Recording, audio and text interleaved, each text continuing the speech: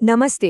एक HR compliance expert के तौर पर मुझसे अक्सर एक सवाल पूछा जाता है कि क्या सरकारी कर्मचारी शेयर बाजार में पैसा लगा सकते हैं। सीसीएस रूल्स आखिर क्या कहते हैं। तो आज के इस खास एक्सप्लेनर में हम इसी कंप्लायंस को बिल्कुल आसान भाषा में डिकोड करने वाले हैं। तो सबसे पहला और शायद सबसे बड़ा सवाल जो आपके दिमाग में भी होगा, क्या सरकारी कर्मचारी लीगल तरीके से शेयर बाजार में इन्वेस्ट कर सकते हैं?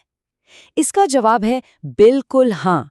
वेल्थ क्रिएट करना, अपनी सेविंग्स को ग्रो करना पूरी तरह से अलाउड है। तो ये डर तो बिल्कुल निकाल दीजिए कि स्टॉक मार्केट आपके लिए रेड जोन है। आज़ादी है, लेकिन कुछ नियम हैं जिन्हें समझना बहुत ज़रूरी है। चलिए फटाफट देखते हैं आज हम किन टॉपिक्स को कवर करेंगे।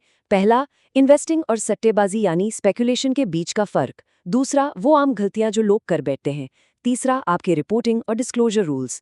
चौथा, कैपिटल गेन्स टैक्स का गणित। और आखिर में क्या अलाउड है और क्या नहीं, इसका एक क्विक समरी। तो शुरुआत करते हैं हमारे पहले सेक्शन से, इन्वेस्टिंग बनाम speculation, the duty first principle. अब देखिए, सर्विस रूल्स स्टॉक मार्केट को दो बिल्कुल अलग अलग चश्मों से देखते हैं। एक तरफ है लॉन्ग टर्म इन्वेस्टिंग। ये एकदम एक पौधा लगाने जैसा है। आपने अच्छे शेयर्स खरीदे, उन्हें होल्ड किया और आराम से लीगल डिविडेंड्स या बोनस कमाए। नियमों के हिसाब से ये पूरी तरह से सेफ है। लेकिन दूसरी तरफ है इंट्राडे और फ्यूचर्स एंड ऑप्शंस यानी एफएनओ। इसमें लगातार शेयर्स को खरीदना बेचना चलता रहता है, जिसे हाई रिस्क स्पेक्यूलेशन या सीधे शब्दों में सट्टेबाजी माना जाता है। और असली कंप्लायंस की दिक्कतें यहीं से शुरू होती हैं। अब आप सोचेंगे कि ऐसा क्यों है, तो इसका जवाब है सीसीएस कंडक्ट रूल 16। रूल्स बहुत क्लियर हैं। कोई भी सरकारी कर्मचारी सट्टेबाजी में शामिल नहीं हो सकता। डे ट्रेडिंग के लिए आपको लगातार स्क्रीन से चिपके रहना पड़ता है, मार्केट के उतार चढ़ाव देखने पड़ते हैं। अब आप ही बताइए, अगर आपका पूरा ध्यान मार्केट चार्ट्स पर होगा तो आप अपनी ऑफिशियल ड्यूटी कैसे करेंगे? सरकार का सीधा सा उसूल है, आपका प्राइमरी फोकस सिर्फ और सिर्फ आपका काम होना चाहिए, ट्रेडिंग स्क्रीन नहीं। आगे बढ़ते हैं सेक्शन 2 की तरफ, कॉमन नॉन कंप्लायंस सिनेरियोज, यानी वो रेड लाइट्स जिन्हें आपको भूलकर भी क्रॉस नहीं करना है। चलिए कुछ रियल लाइफ एग्जाम्पल्स देखते हैं जिनसे आपको हर हाल में बचना है। जैसे कि सुबह शेयर खरीदा और दोपहर में बेच दिया, जिसे इंट्राडे कहते हैं। ये स्ट्रिक्टली मना है। इसी तरह फ्यूचर्स और ऑप्शंस में ट्रेड करना भी पूरी तरह से वर्जित है। और सबसे बड़ी बात, मार्केट को ट्रैक करने के चक्कर में अपने ऑफिस के काम को इग्नोर करना, ये एक सीरियस नॉन कंप्लायंस है, जिसके लिए गंभीर अनुशासनात्मक कार्रवाई भी हो सकती है। तो प्लीज इन चीजों से बिल्कुल दूर रहें। अब आते हैं सेक्शन 3 पर, मैंडेटरी रिपोर्टिंग एंड डिस्क्लोजर्स, यानी आपकी एडमिनिस्ट्रेटिव जिम्मेदारियां। अब ये जो नंबर आपको दिख रहा है ना, 2, ये कोई नॉर्मल नंबर नहीं है। रूल्स के मुताबिक अगर शेयर मार्केट का आपका कोई भी ट्रांजैक्शन आपके 2 महीने के बेसिक पे की लिमिट को क्रॉस करता है, तो आपको तुरंत अपने हेड ऑफ ऑफिस को इसके बारे में बताना होगा। जी हाँ, ये मैंडेटरी है। ये नियम इसलिए बनाया गया है ताकि डिपार्टमेंट और आपके बीच 100% ट्रांसपेरेंसी बनी रहे।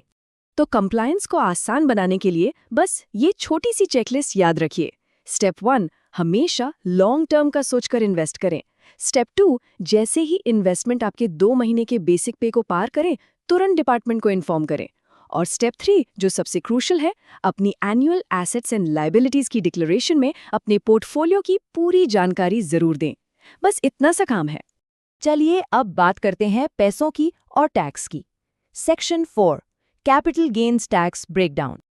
तो मान लीजिए आपने इन्वेस्ट किया और प्रॉफिट कमाया, तो उस पर टैक्स कैसे लगेगा? बहुत सिंपल है।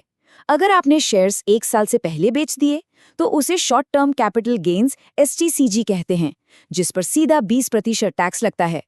लेकिन अगर आप शेयर्स को 1 साल के बाद बेचते हैं, तो वो लॉन्ग टर्म कैपिटल गेन्स बन जाता है। इस पर आपको सिर्फ 12.5% टैक्स देना होता है, वो भी तब जब आपका प्रॉफिट 1.25 लाख रुपए से ऊपर हो।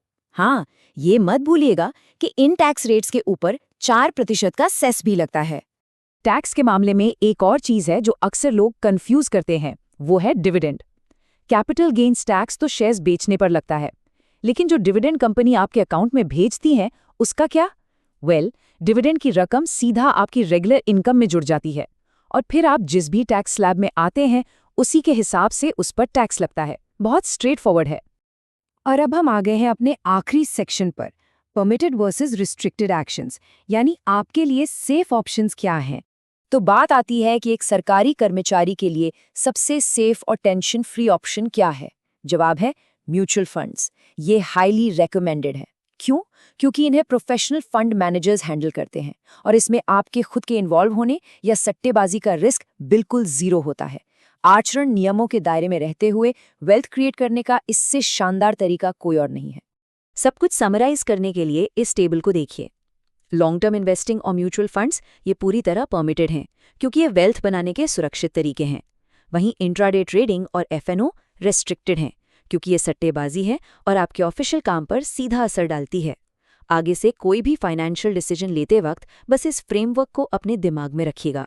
तो इस एक्सप्लेनर को खत्म करने से पहले मैं चाहता हूं कि आप खुद से एक सवाल पूछें।